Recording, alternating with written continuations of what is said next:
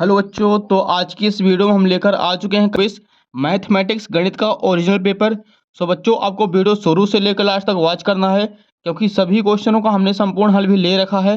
तो आपको बिल्कुल भी टेंशन नहीं लेना। यदि आपने हमारे बताए हुए क्वेश्चनों को अच्छी तरीके से सॉल्व कर ले तो आपके डेफिनेटली पूरे में पूरे नंबर आने वाले हैं, आपका एक नंबर भी कटने वाला नहीं है। तो आप लोग यहाँ पे देख सकते हैं, फ्रंट पेज कुछ इस टाइप का है। यहाँ पे दिए गए हैं सामान्य निर्देश, जिन्हें आप को पढ़ना हो तो पढ़ सकते हैं, वहाँ की जरूरी नहीं है। आज इसके बाद अगले पेज में देखिए, यहाँ पे हमें आज ना पहला क्वेश्चन है हमारे सामने। प्रश्न एक, निम्नलिखित में से सही विकल्प का चयन करें। जो कि प्यारे बच्चों 6 नंबर का क्वेश्चन है और सभी क्वेश्चन एक एक नंबर के हैं।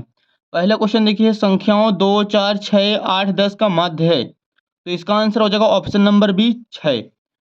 दूसरा क्वेश्चन है, √2 एक संख्या है। इसका आंसर हो जाएगा अपरिमेय। प्रश्न 3 है, एक समबाहु त्रिभुज का प्रत्येक कोण होता है। तो इसका आंसर हो जाएगा 60 डिग्री। प्रश्न 4 है, त्रिभुज के तीनों कोणों का योग होता है। तो इसका आंसर हो जाएगा 180 डिग्री। अगला प्रश्न 5वां देखिए, निम्नलिखित में से केंद्रीय प्रवृत्त की माप नहीं है। तो इसका आंसर हो जाएगा मीटर। 6वां प्रश्न है, एक चतुर्भुज के तीन कोण क्रमशः 75 डिग्री, 90 डिग्री, 75 डिग्री हैं। तो चौथा कोण क्या होगा? तो इसका आंसर हो जाएगा 120 डिग्री। अगला प्रश्न देखिए, यहाँ पे प्यारे बच्चों देख सकते हैं आप लोग, इंग्लिश मीडियम से है। जो बच्चे इंग्लिश मीडियम से हैं तो भी अपना कंप्लीट कर सकते हैं। इसके बाद देखिए प्रश्न 2, रिक्त स्थानों की पूर्ति कीजिए। जो कि ये भी 6 नंबर का क्वेश्चन है। पहला प्रश्न देखिए, दो घात वाले बहुपद को द्विघाती बहुपद कहा जाता है।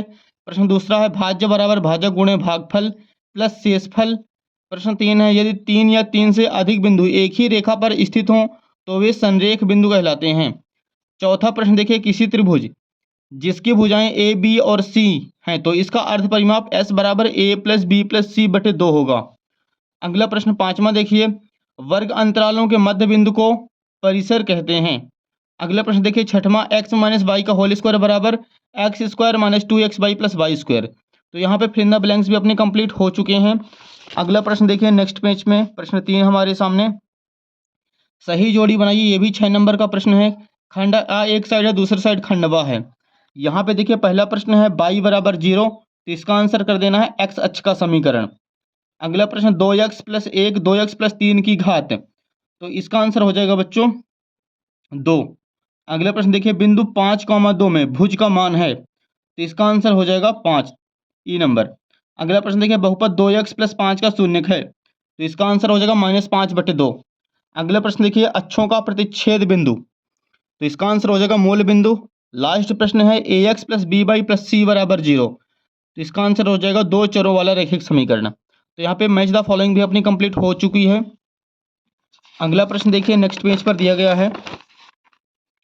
प्रश्न चौथा, निम्न कथनों में सत्य अथवा असत्य कथन छांटकर लिखिए। पहला प्रश्न है, एक समतल पृष्ठ के 3 विमाएं होती हैं। तो ये हो जाएगा असत्य। प्रश्न 2 है, चक्रीय चतुर्भुज के सम्मुख कोणों का योग 180 डिग्री होता है। तो इसका आंसर हो जाएगा सत्य। वृत्त की सबसे बड़ी जीवा व्यास कहलाती है, सत्य। दो आकृतियां सर्वांगसम नहीं होती यदि उनका एक ही आकार और एक ही भुजा हो। तो इसका आंसर हो जाएगा सत्य।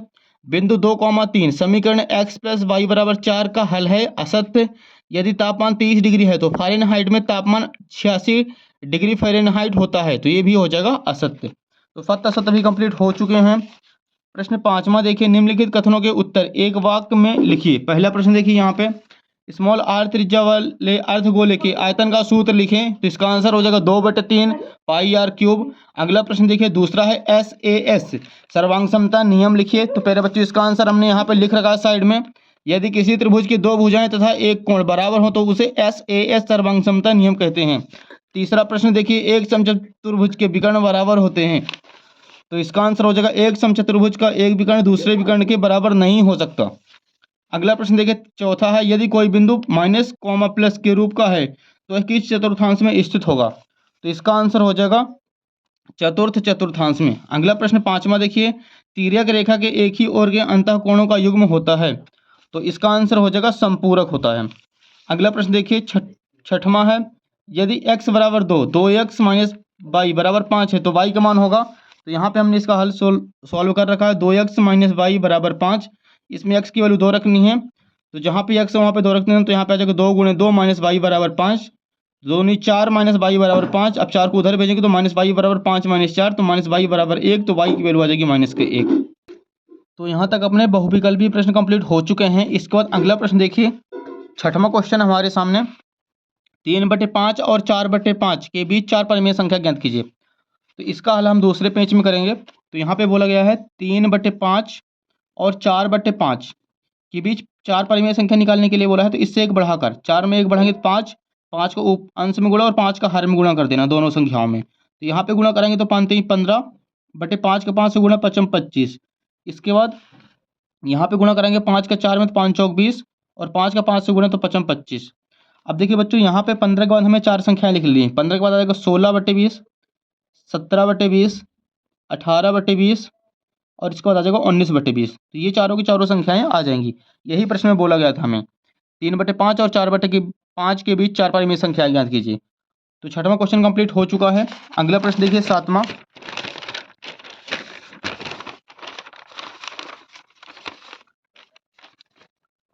सातवां क्वेश्चन देखिए, 1/√7 - 2 में हर का परिमेयीकरण कीजिए। तो यहाँ पे हमें वैल्यू लिख लेनी सबसे पहले, 1/√7 - 2। हर का परिमेयीकरण कराना है तो बीच का साइन चेंज करके ऊपर नीचे मल्टीप्लाई कर देना है। तो यहाँ पे आ जाएगा √7 + 2 बटे √7 + 2। अब इसके इसमें गुणा कराएंगे तो यहाँ पे आ जाएगा √7 + 2 एज इट इज। इसके बाद 7 का 7 से तो 7 7 49 अंडर रूट के अंदर। अब √7 का 2 से गुणा कराएंगे तो यहाँ पे आ जाएगा प्लस का 2 √7। अब -2 का 7 √7 से गुणा तो -2 √7 आ जाएगा और 2 का 2 से गुणा कराएंगे तो दोनों ही 4 आ जाएगा माइनस का।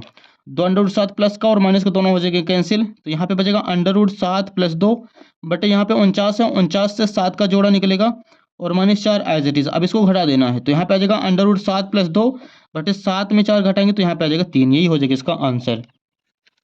अगला प्रश्न देखिए बच्चों, 8वां क्वेश्चन हमारे सामने, बहुपद P(x) = 5x² - 3x - 2 में P(1) का मान ज्ञात कीजिए। तो यहाँ पे हमें लिख लेना है सबसे पहले जो दिया है।